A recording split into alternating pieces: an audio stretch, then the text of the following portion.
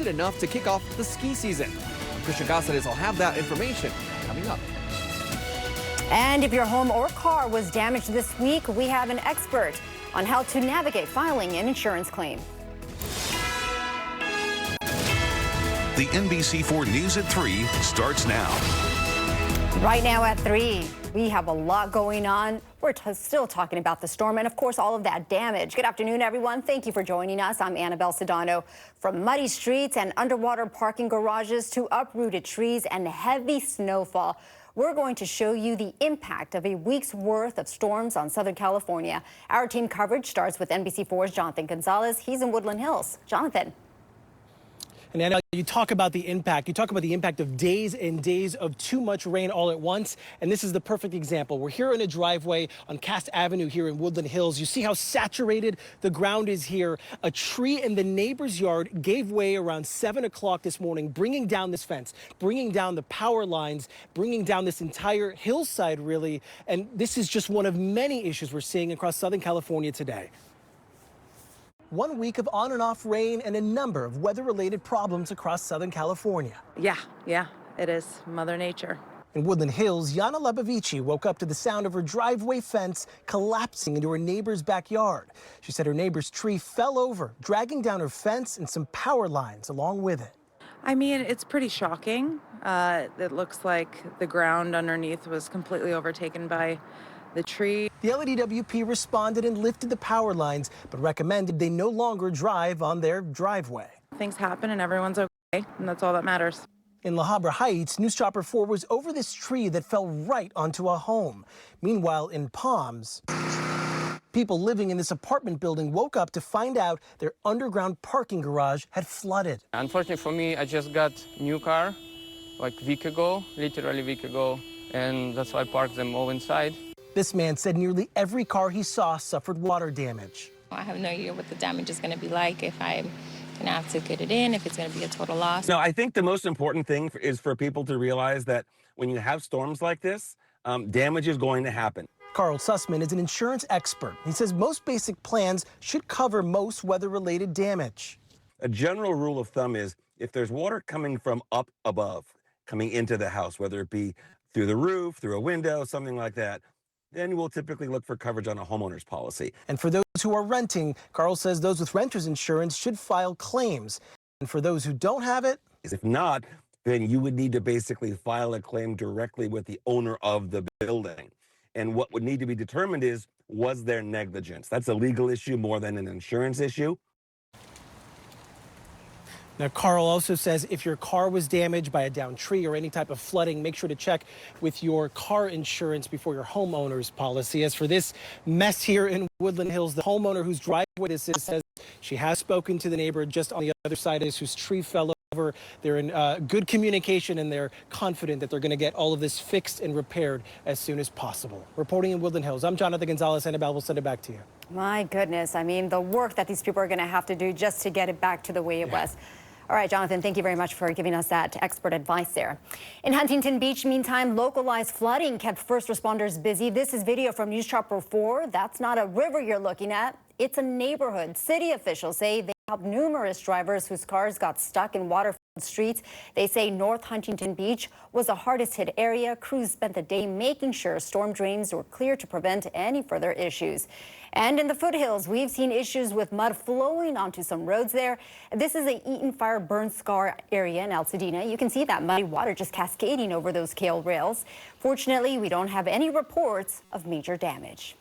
New at 3, Mountain High is ready to open tomorrow. This is a live look from the slopes in Wrightwood. God, it looks cold out there. The resort says it got 10 to 14 inches of new snow this week, and the lifts start rolling tomorrow morning at 8:30. But it's just for season pass holders. Everyone else can join the fun at noon.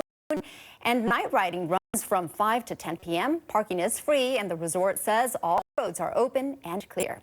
Meantime, Bear Mountain resorts are not quite ready just yet. That said, people in Big Bear are enjoying the snow they got this week. NBC4's Christian Cáceres takes us there.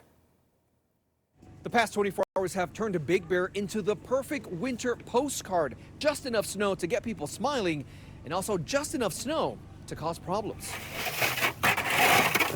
A familiar sound heard across the San Bernardino Mountains after last night's storm dropped as much as 6 inches of snow across communities like Big Bear. It was nice. It was very quiet. We just heard the snow plows in the middle of the night doing the roads, trying to get them clear for everyone to come up.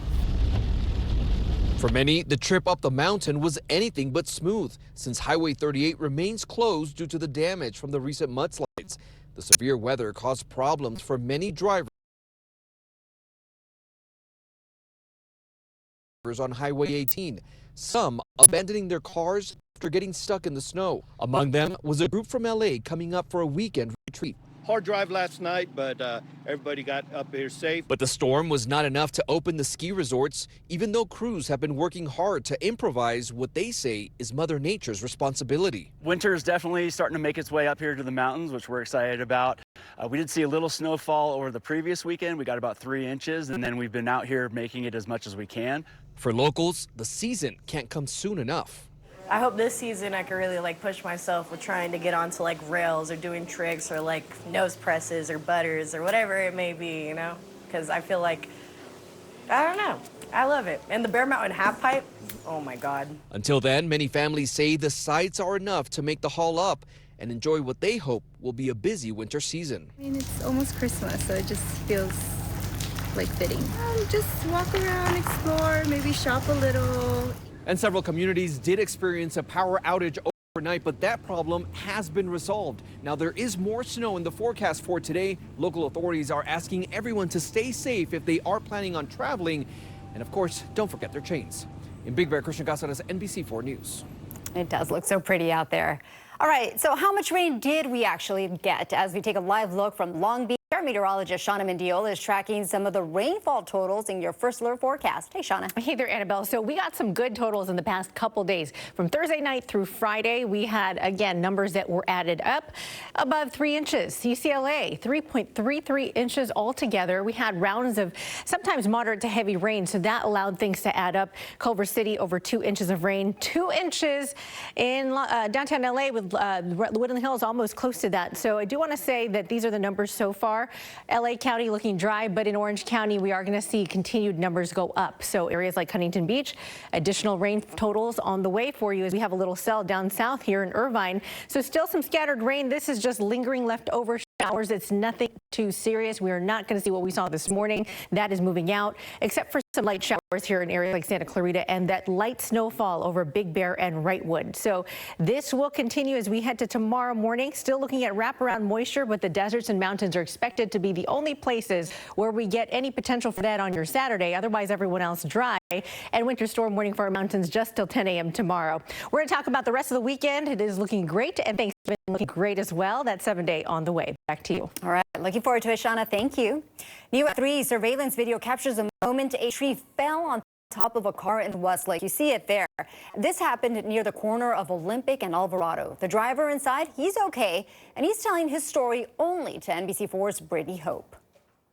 The good news is that Olympic is back open to traffic, so people who are driving by would have no idea the mess that happened here this morning. But if you look at this dirt plot, this is where that giant tree uprooted this morning and landed on the road at the same time the father was driving by.